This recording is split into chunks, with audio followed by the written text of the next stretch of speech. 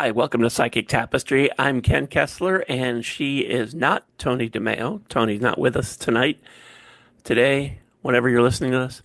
But my wife, Lisa, is here. Hi, Lisa. Hi. Lisa is here not just because she's my wife, but because she has just released her first tarot deck and a book about tarot. And I wanted to talk to her about it and let her tell you all about it. And I wanted to sort of set it up by talking about your path to this point, your metaphysical path. So, um, I guess we should start at the beginning. When did you sort of find your way to a metaphysical path? Do you remember? Well, I have always, I was an only child, so lived with my imagination and oh my God, what's in that scary shadow? So I have always been very into paranormal and that the world is bigger than what we can see. And when I graduated from high school, I got very interested in tarot just because it was another, metaphysical way to tap in. And so I was very interested. But initially, it didn't take. Um, I know this is part of what your new book and tarot deck are sort of about, and I don't want to spoil that, but do you have any sort of inkling on why it didn't take? Yes, when I was starting out, of course, everyone tells you to get the Rider Waite deck. It's the original, it's the beginner deck. And so I bright eyed opened it up, and everything staring back at me was angry men. And I could not, for the life of me, figure out what message they were telling me. And I would read the book and then I would try really hard to apply it. And it didn't feel magical or mystical. It felt like I was very left out. And so initially I thought, well, I'm just not good at tarot. So I gave up, but I still collected decks that I thought were pretty. And a few years later, I finally figured out, I found a deck that I connected with, and then I started to realize there's cycles and symbols, and pretty soon I could read from any deck. I know for me, and I don't want to turn this around to being all about me, but I know for me, it doesn't stick because there's so much memorization required, and I have used many decks, and some of it might stick with me for a little while, but most of the time it just it just doesn't. And I feel like I go through reading the books, I go through memorizing all of the suits, I go through memorizing the major arcana. I know I know the tower. I'm I'm I'm very familiar with the tower, probably more familiar than I'd like to be, but for the rest of it, it just didn't stick. I mean, I made a deck I used to use on Psychic Tapestry. I made a tarot deck that it's all songs that correspond to one of the meanings of the cards. And that worked for me, but it really became a deck of songs as opposed to a tarot deck. And there weren't really shades of meaning. There could be, like, if I pulled a card and I told you that the song um, was a Beach Boys hit, and this is what I think it means for you. It could be that the Beach Boys or that song have a different meaning for the person that I'm reading for, and that's okay. That's probably what it meant for you. But this really sort of gets away from tarot in more almost like an oracle deck. It doesn't really, it's not really what a tarot deck is. And so I just, that's sort of where I let it lie. But you have gone from being a tarot reader to teaching classes to starting, well, to writing over 40 novels. But, and I don't mean to just sort of sneak that in as an, oh yes, she did that on a Tuesday, but now we're moving on.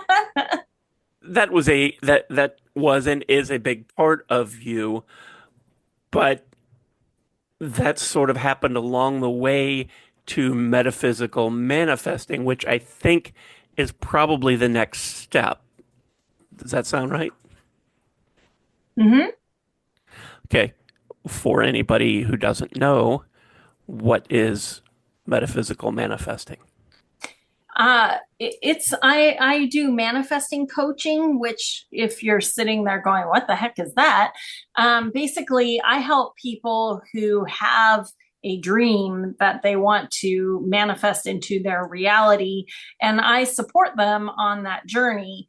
And what we have discovered is that not only do you manifest it faster, but also it usually opens the door to another dream. So I have some clients that I've worked with for years because they just keep manifesting amazing things. And and the way that I support them is through tarot, channeled readings, tiny bit of peer pressure because we break things down into tiny steps and each month there's goals. I also have a weekly mastermind group and we do group visualization of everyone achieving their goal, which really supercharges how fast everything happens.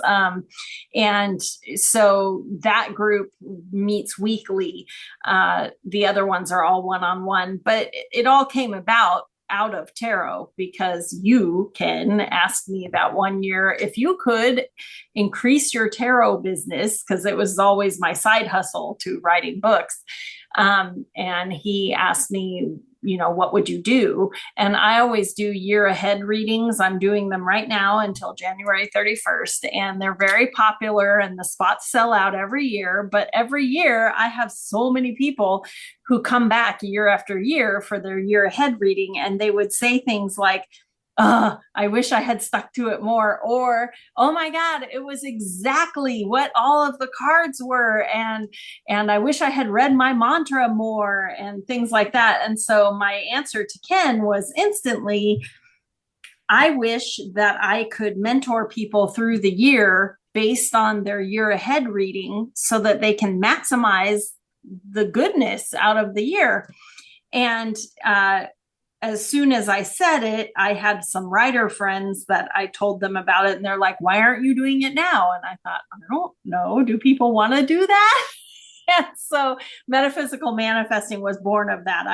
I put a page on my author website and it instantly was full. And so I thought, well, okay. So I made a separate website for metaphysical manifesting, and it has been so fulfilling and inspiring to see so many women achieving their dreams. And my dream in 2024 was to do a live metaphysical retreat in Sedona, and we sold it out and we did it. And so anyway, it really works to have more than just you trying to manifest your dream because it's all just energy. And when there's other people around you who see this happening for you, it happens. It's amazing. So anyway, but my manifesting coaching is all tarot based. Tarot is a big foundation for it. So for me, I guess that's what would make my coaching different. At what point, as you got the metaphysical manifesting website and the mentoring going, did you get the idea to make your own deck? It was probably a year into it. I was still writing books, and I finished teaching another Tarot for Writers class. And at the end of it, they were all saying, you know, you should write a book of this class. And I thought about it and I thought, well, I don't know. And so anyway, then I told Ken, who is such a big supporter, because sometimes I say things like, I think I'm going to write a tarot book. And he said, okay, instead of, are you nuts? Um, so so I had a fiction agent at that point in time, and she sent me some examples of nonfiction book proposals because I've never done nonfiction before, so I didn't know how to go about it. So I worked on my proposal and I worked on it and wrote the first 3 chapters of the book and sent it to her. And she thought it was great. And then, like a week later, broke up with me. So that was sad. But it was understandable. She is not a nonfiction agent, and I wasn't writing any more fiction that she could sell. And so she felt like, why are we still doing this just because we like each other? So we broke up, and I pitched the tarot book myself. And there were 3 publishers who were very interested, but in the end, none of them made me an offer. And so I shelved it for a little while, but I just kept thinking maybe I need a deck, but that seemed impossible because I'm not an artist. And so again, when the universe wants something done, things happen to facilitate that. And I was working on another werewolf book, and we were doing the cover. And I reached out to my cover artist and asked her if she would be interested in partnering with me on a tarot deck, and maybe we'll do it on Kickstarter. And that was too far out of her wheelhouse, but she knew an illustrator, Holly Carton, and she introduced us. And Holly and I got along fantastic, and she is so talented. Oh my gosh, when you see the artwork on the Practical Tarot, it's so beautiful. And so we partnered up. We made 5 cards of the 78 and we put it on Kickstarter. And guys, the first time it didn't fund. We were like $1,000 short. I'm like, no. And again, I could have chosen to just, quietly be humiliated and never do it again. But I really felt like the universe wants this deck out there. So the timing must have been off. So I waited until January of 2023, I put it back up there and I asked for even more money, and it funded. So the timing was just off. And so Holly and I got to work making 78 individual pieces of art for this deck. And it was a quest. Neither one of us knew it would take that long. Plus she got pregnant. And anyway, there was all kinds of things happening life. And then when we finished the deck, it was so gorgeous that I was like, this is so sad that I'm going to get like 250 decks made for this Kickstarter, and that will be the end. And so I reached back out to the publishers who had been interested and told them that I now have a deck too, a Practical Tarot deck.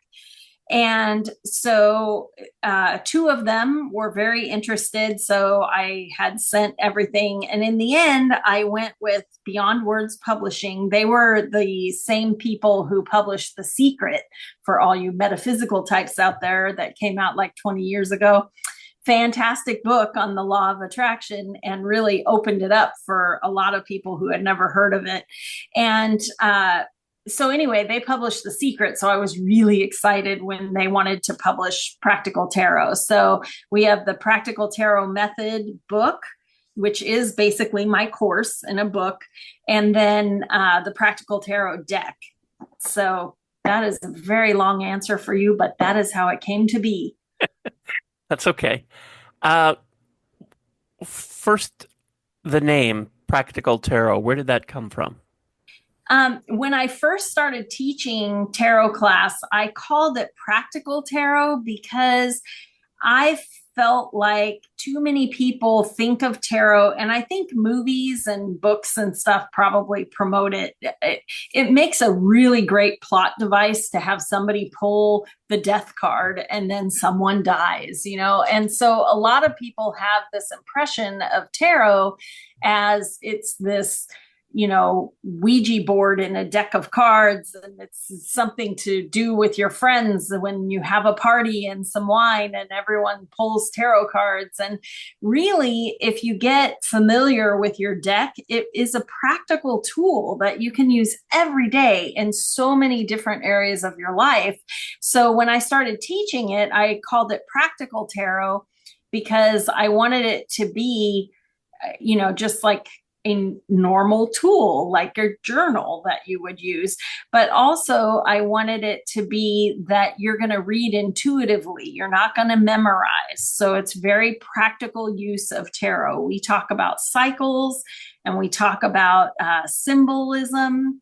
And I packed so much of that onto every card in the practical tarot deck that hopefully your intuition is piqued as soon as you flip a card and you don't have to memorize or reach for the guidebook. That's the goal. And the practical tarot method is meant to teach you to trust that first intuitive spark when you flip over that card so that you don't have to second guess it and go, well, the book says this. And this is two, these are two separate things. There is a deck of cards called Practical Tarot, and there is a book, The Practical Tarot Method. I know a lot of people listening are thinking, well, usually the book comes with the cards, but there's actually in the deck of cards, there is a little book that is not the Practical Tarot Method, but it's a little guidebook for the cards, right? Right, right. The guidebook that comes with the cards has different spreads to try with your cards, and it has the traditional meanings of all of the cards, just a typical guidebook that you would get with your tarot deck. The book is really a course in learning how to read tarot intuitively so that you don't have to memorize. What I don't want you to like read the whole book or anything, but for anybody who's not familiar with it or not familiar with you in your class, how does reading a this book get you to the point of being able to read tarot cards? Well, I wrote the book. I have a whole bunch of how to read tarot books because remember, I used to think I was the broken one and that the decks must be right and I don't know. I'm broken. I can't read them. And a lot of the tarot books that are out there are written like a textbook, and they are written, you open it up and you immediately feel a little bit overwhelmed and like this is a science test that you didn't study for. And a lot of times, it's also really dry reading. And so I wanted the Practical Tarot Method book to be like you were taking a course with me. So it's very conversational. I pull cards throughout the book and we put pictures of the cards in there to talk about how I used the cards writing the book. And so it's very conversational. And then at the end, after you have learned all of the cycles and symbols, and there's all kinds of exercises in there to practice pulling cards and seeing what you get. At the end of the book, there's a whole chapter of practical uses for you and your tarot deck. So you can use them for meditation, you can use them for journaling, you can use them for self-help, like what's your focus every single day. There's just a whole bunch of uses. And the more that you use your tarot deck, the stronger your intuition becomes. So I like to look at the Practical Tarot Method like kind of like a self-help. It's personal development, but using tarot cards, if that makes sense. So the Practical Tarot Method, the book, is a separate thing, doesn't necessarily have to be used with your deck. Right. Okay. So anybody could read your book and get a deck of cards that they're comfortable with, that they feel like they connect with, and use it with the Practical Tarot Method to really intuitively learn how to read. Yes, exactly. They don't have to use my deck. They can use any deck. Okay. And likewise, if somebody wanted a new deck, and you can see when you go to it's for sale everywhere. So if you look for Practical Tarot on Amazon or Barnes and Noble or Books a Million, etc., um, there are some pictures of the cards at least on the cover of the deck, so you can sort of get a little inkling of it. But as far as teaching from the book and what you've learned for the practical tarot method, uh, do you have your deck handy? I do. Okay. I was gonna mention a card and have you tell me um, the different things on it, and to sort of give insight into how to reading. But I don't want to play the game where I mention a card to you and then you have to go digging through your 78 card deck and to find it. So why don't you just pull a card at random and sort of describe what's on it and how you would read it? Okay. So I just pulled out the devil card. And the devil card is one of the most misunderstood cards in the tarot deck because, again, people put their own dogma on it, and tarot doesn't have a religion. And the devil card isn't about you being bad or going to a hot place. It's more like the little devil on your shoulder. It's something that no longer serves you, but you keep giving it energy, you keep feeding it. And so in my deck, in the Practical Tarot, Holly doesn't know anything about tarot, but when we worked together, that actually became a strength because I could tell her the symbolism, I could tell her what the traditional meaning is of the card, and then she would take those concepts and then come back with ideas for me, and I would pick the one I liked best, and then we would start coloring it. And in this deck, our devil card is a young boy who has scooped up just this huge bounty out of the garden, but his eyes are already red and itchy because everything he has scooped up is poisonous plants. He has poison ivy, poison oak, deadly nightshade, some toadstools, but he won't let go of them because it's the bounty, but it's toxic. And that is very much the message of the devil card, is that maybe you're hanging on to things that used to bring you joy, but now they're toxic. And so it's time to give those up. Okay, let me ask you this. For somebody who doesn't know their plants, if you pull this card, how do you know what the things are that the boy has gathered? Because his eyeballs are all red and itchy, Ken. He's already getting welts and rashes. One of the things And I the think guidebook will tell you. one of the things I think that a lot of people don't realize is that most tarot decks, not all, but most have similar symbolism, similar things going on in the background, um, similar poses for the the people or animals or whatever that are on the deck. And that's one of the things about the practical tarot method, that you learn how to recognize some of these symbols.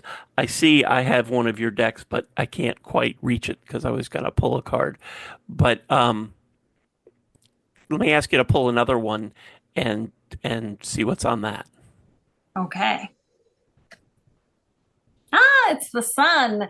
The sun is one of the first cards that we made that went on the Kickstarter, and it is the one that most that of the backers that I've heard from, this was the card that made them back the project, was this sun card.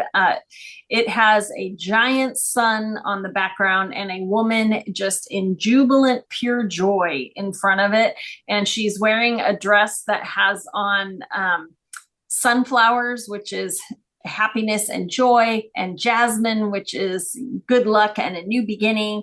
And anyway, and she's just pure joy. And that, and the sun is a radiant yellow and orange.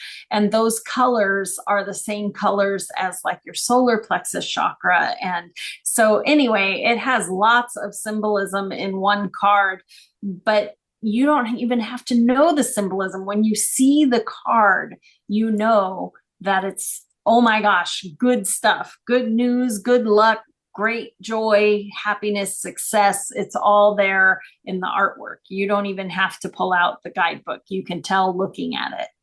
And that was what I was hoping for when we were making it. What do you typically see on a sun card in just about any deck? Most decks will have sunflowers on there somewhere on the sun card. And usually there's someone, they might be dancing, or sometimes they might be like holding their hand out to the sun. But it's a very joyful card no matter what deck, because it is the one good luck card out of a 78 card deck. One of the things I think that a lot of people miss or get overwhelmed by is the little guidebook and all of the stuff that it has to say about each card. And what you're doing is sort of getting away from that, even though you do have the guidebook, in that you can draw a card and use your intuition based on what you know as far as the practical tarot method goes about the cycles and the symbolism and that kind of stuff, but also what you intuitively get a hit on.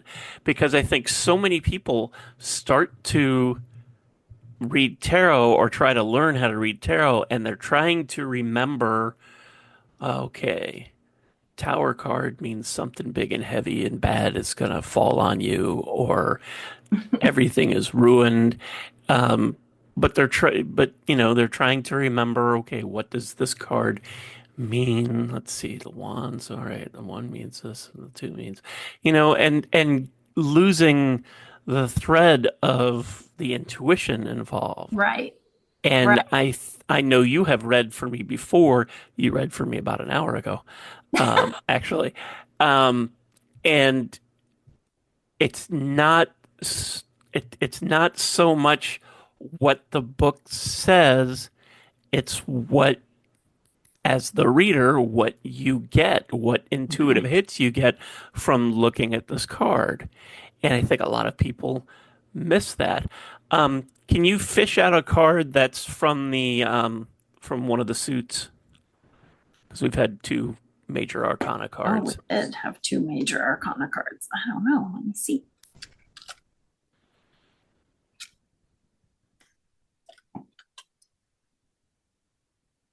Oh, this one's cute.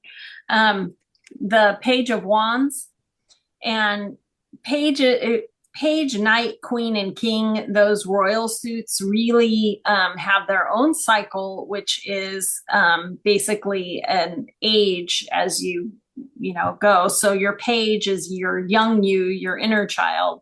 Your Knight is like teenager, impetuous you, that will jump into anything. And then the Queen is your full grown feminine energy, and the King is your masculine energy, and everybody has both. So when you draw the royalty cards, the court cards, you usually it's focusing on a different aspect of you. And so the Page of Wands is fire and taking action. And the Page is young you. What did you like to do when you were 6, 10? What did you like to do? And when you draw a Page card, it's always for a reason. And it's usually the universe telling you, you need to go back to basics. Do something that brings you joy. It raises your vibration and can change your whole perception of everything that's that's unfolding around you. And so for our page of wands, we have a small girl with a little watercolor palette, and she is actually painting the wand, which I thought was adorable. And so obviously, the action, the fire that she likes is painting. But you would take that when you flip it over, and whatever young you liked to do, that would be your message. And again, you should trust your intuition. If you flip over the card and go, oh my gosh, my niece, call your niece. It doesn't have to be what is in the guidebook. It's always what pops in your head the second you turn over the card. And I'm constantly saying it, but you always, always get the card you need. But a lot of times we talk ourselves out of it because we're so sure that we don't know what we're doing, but you do. That's why you pulled that card. So I say it over and over in the guidebook and in the practical tarot method, but go with your gut. If your gut said, that looks like my niece, call your niece. Has nothing to do with what it says in the guidebook about your inner child. Let that go. It's you always get the card you need. So the message that you got is valid.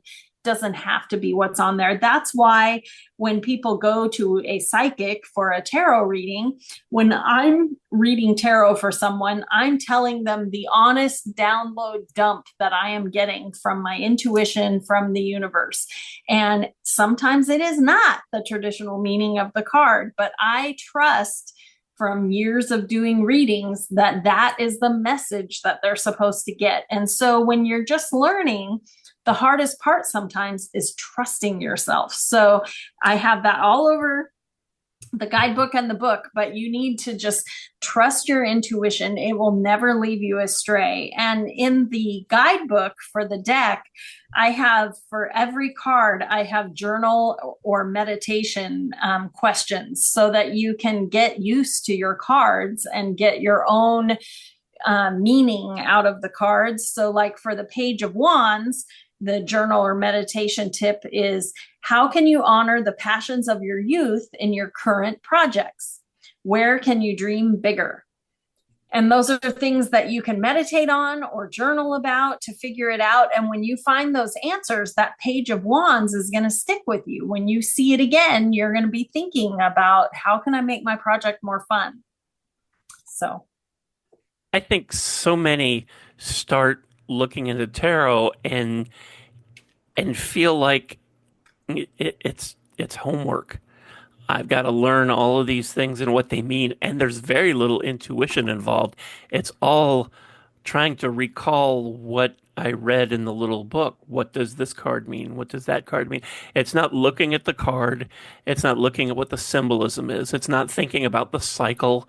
It's not thinking about any of that kind of thing. It's just looking at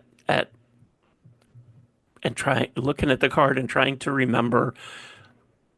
It's like trying to remember what happened on this date. It's a test, and I've got to remember it, and I've got to spit out the right information. And and the other thing is that I think a lot of people look at it as I need to learn how to read so I can read for other people. And one of the big things behind practical tarot, and you mentioned this earlier on, is that you can use this in a practical way for yourself. You right. can pull a card every day. And you had said that, and I meant to ask you, but we got into something else. When you pull a card for yourself, what for your day, what kind of intention should you have, or does that matter? Well, you always need to have an intention, and an intention is simply a question.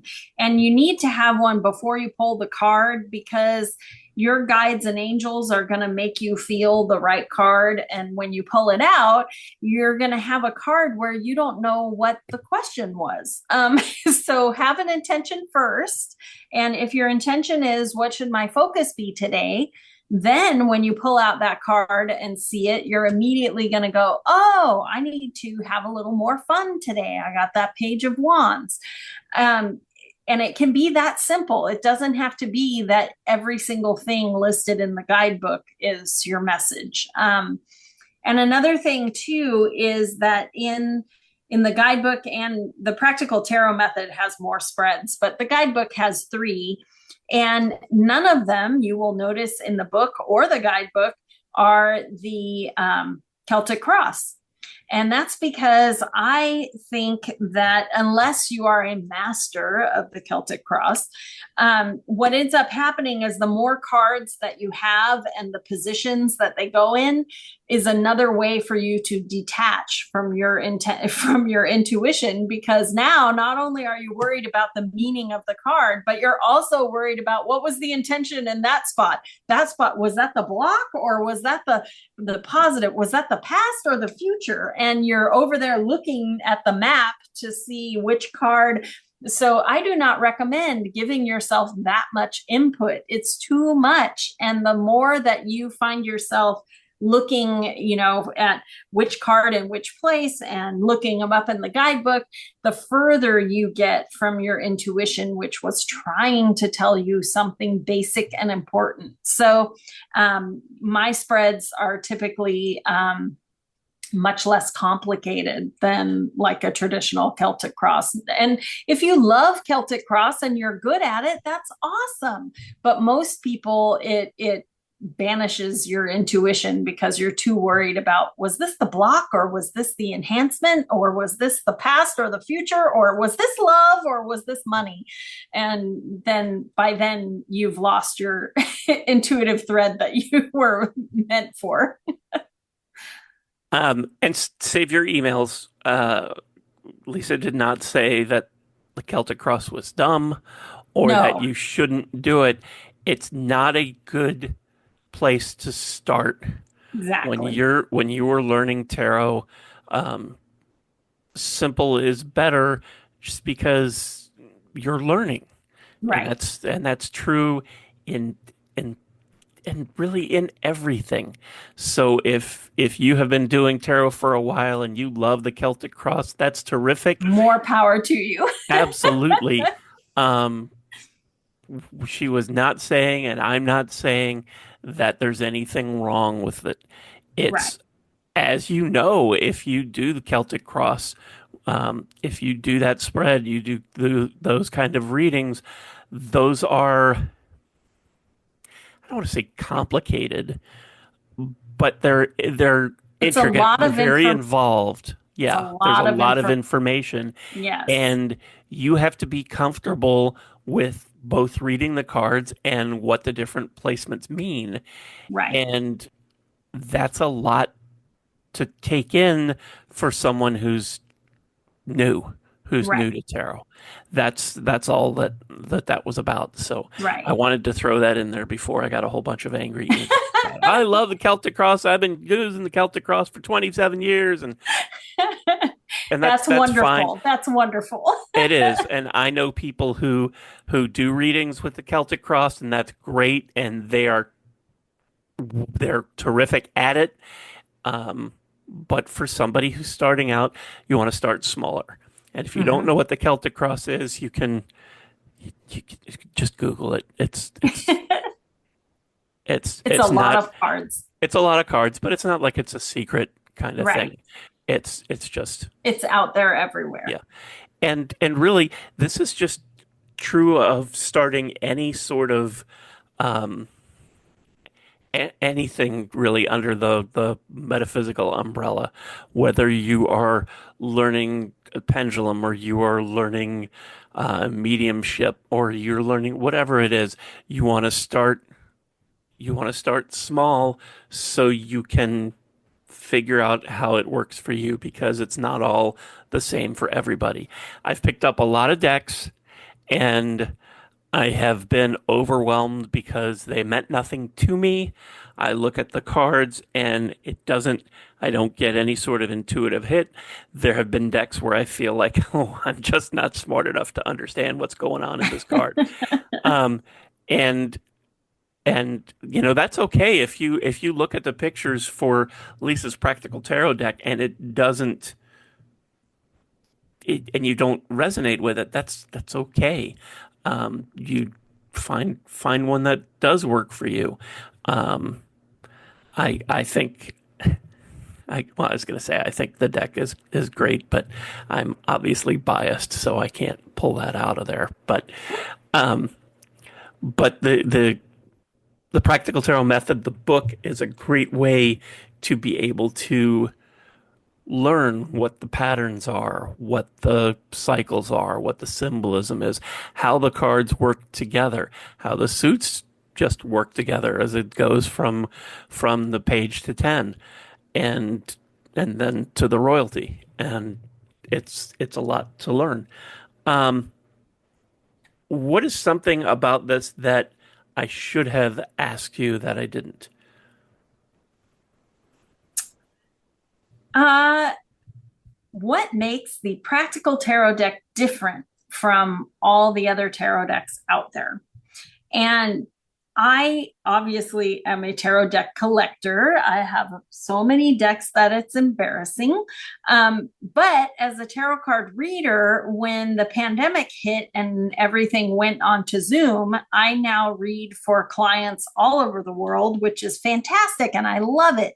But the more that I started doing that, the more I started recognizing that many of my tarot decks do not represent everyone.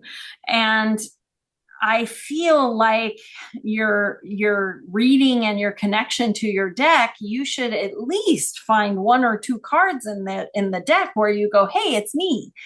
I just think the readings are more meaningful and it's easier to connect. And so when I started the Practical Tarot deck, the project with Holly, one of the first things I told her is that I want this deck to be diverse and inclusive of everyone. I want everyone to be able to find themselves on it. And that was one of her specialties that she enjoys doing with her artwork. So it was a wonderful match that we ran into each other. So we have, when you grab a Practical Tarot deck, we have people who are young, who are old, who are small, who are big, who are in a wheelchair, who have different skin conditions, who there's someone with a cochlear implant. There are people of all races.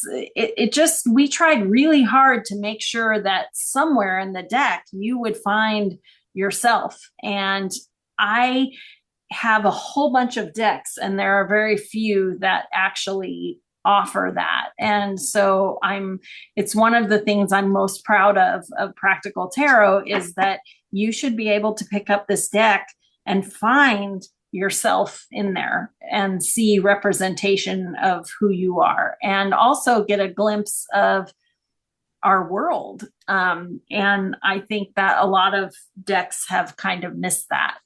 So anyway, I'm really excited that with how it turned out. I'm thrilled, actually. Okay, I'm gonna put you on the spot, but not really because I mentioned to you before we did this that I was gonna ask you um, to read a couple of cards for me. Okay, so you should shuffle up, and first I want to do a one card. What do I need to know right now? Kind of thing. Okay. And I'm not doing this just to get a free reading because I could do that. You just had I a just free year ahead I just had a right free before this. reading. But I want to.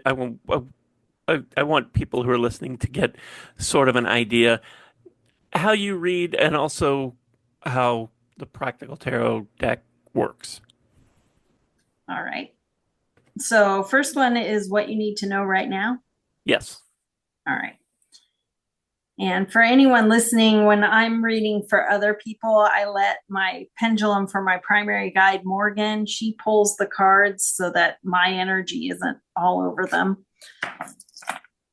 All right, Ken, you got the Four of Wands, and Wands is the element of fire. This is taking action, getting things done. It's your passion, and it goes in a cycle from ace to 10. This four is your first real validation that you're good at this, and you recognize it yourself. So she is toasting her latest work of art that she has chiseled, and she's holding up a glass of wine. It's not finished yet, but she knows she's on the right track. So this is telling me I'm on the right track Mm-hmm. and I should appreciate that I know what I'm doing. Yes. Okay. And that validation that what you're doing is you're on the right path. Okay. Um, for a three card reading, what do you, I mean, everybody knows past, present, future. Is that usually what people get for a three card reading? Are there other things that you would Um, suggest? Usually people do past, present, future, but like for my free readings that I do on YouTube every week, I do three with the intention of what do we need to know for this week.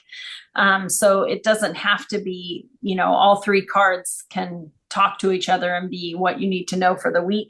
Another thing you can do with three card readings is mind, body, spirit, or past, present, future, or, it's it's limitless. You could do my health, my money, my work, whatever you want. I think I'd like to do what I need to know this week just to sort of give an example of how the cards work together. Okay. All right. Morgan is busy. I will laugh if these, I've already done the card reading for this week. So if they're the same, I'll die. Just so you know. What she's referring to on her YouTube channel, and I'll put links for all this stuff down in the show notes. Um, Lisa does a reading every week, a free reading on her YouTube channel, and that's what she's referring to. That she's already done that for this coming week, and now we're going to see if the cards for me are the same. Well, I don't know if I remember what they were, but I probably will if I see it again. All right. So first up, Ken. Oh, it is not the Two of Swords, so we're good. The Three of Cups. So cups is the element of water. This is your emotions. Think of they're always moving and changing like a river.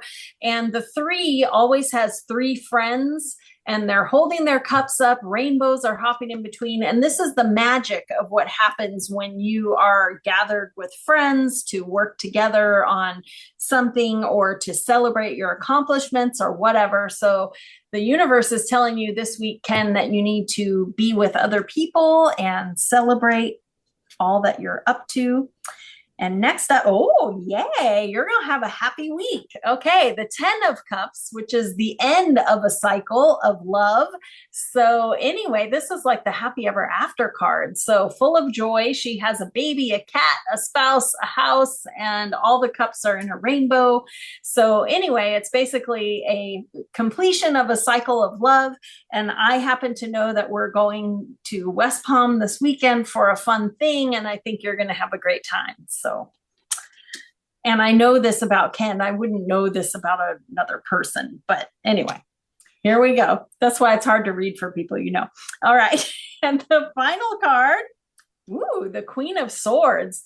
So, swords is the element of air. This represents our thoughts, our mental health, our thinking.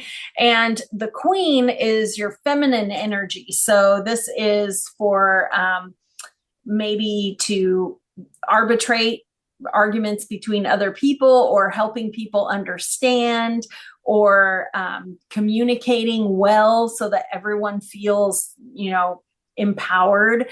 The difference would be that if it was the King of Swords, there would be a lot of masculine energy of judgment, authority, all that. Whereas the Queen of Swords is supporting everyone else. And she's a clear communicator and also willing to say what needs to be said. So you will be a clear communicator this week too, Ken. So, how would you put these together? So, to put them together, I would say that you are going to have a week filled with happiness, joy, friendship, and also some really good conversations. Interesting. Yeah, Well, thank you. you're welcome. I mentioned that the Practical Tarot method and the Practical Tarot deck are available pretty much everywhere. And you mentioned the conference. Do you want to let everybody, in case somebody's listening in In the Florida? in the yeah in southern South Florida or really anywhere in Florida? Yeah, actually the Star Convention, and it's spelled STAAR.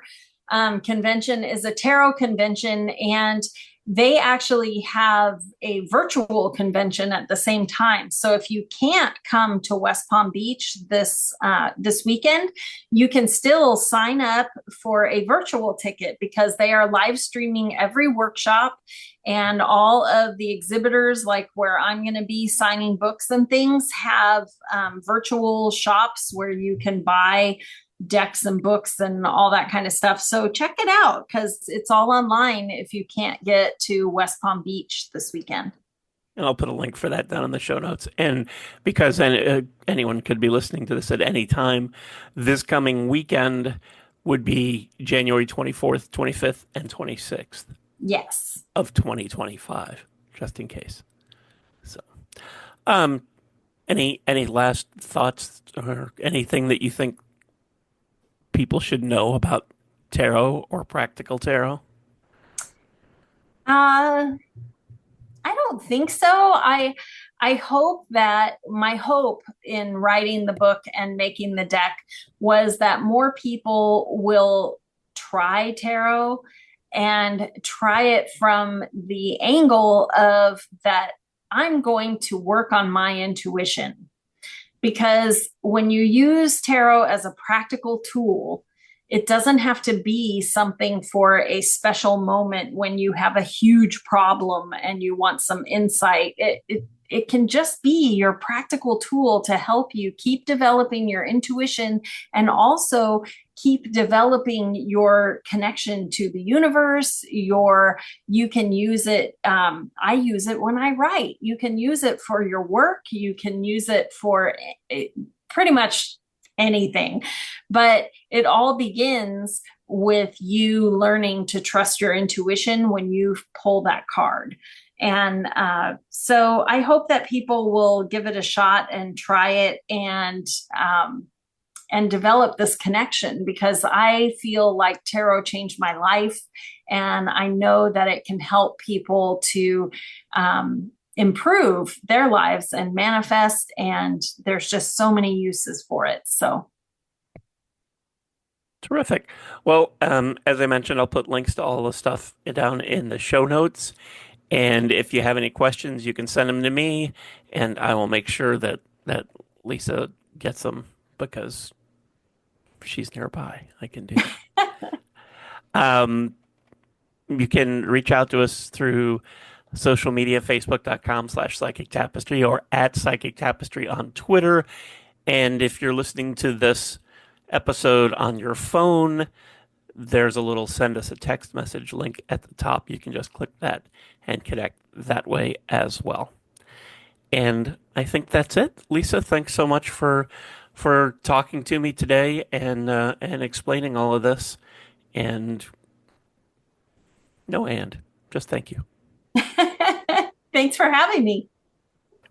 My pleasure. And thank you for listening. Tony and I will be back on the next episode talking about changing your life by changing your thoughts.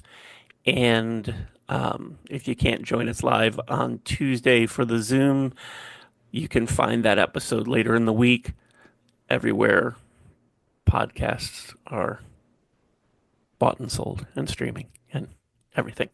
In the meantime, thank you for listening. Take care of each other and remember to tell those close to you that you love them. And we'll see you soon.